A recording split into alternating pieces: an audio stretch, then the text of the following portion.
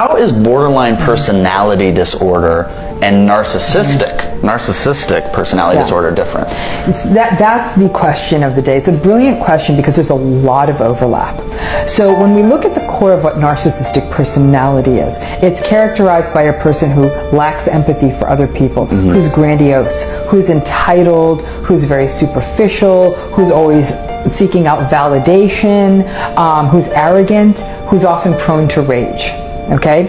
At the core of it, though, a narcissist is one thing and one thing only, and that's deeply insecure. They're insecure, so they want everyone else to feel insecure, but they're just not in touch with their insecurity, so it expresses, and basically they just don't connect with anybody else. Let's bring this back to borderline personality, because for a lot of people with borderline personality, at first blush, they can actually look quite narcissistic.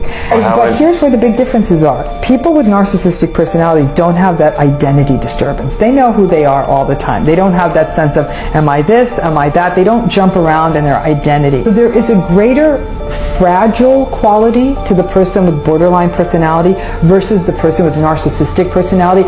Think of a person with borderline as more infantile, and a person with narcissistic personality is more like a toddler. Does that make sense? Toddlers throw tantrums, borderline scream when the mom leaves the room. There's almost like more of a need for more care with the borderline person than the narcissistic person, who's almost behaving more like a mean-spirited, spoiled child.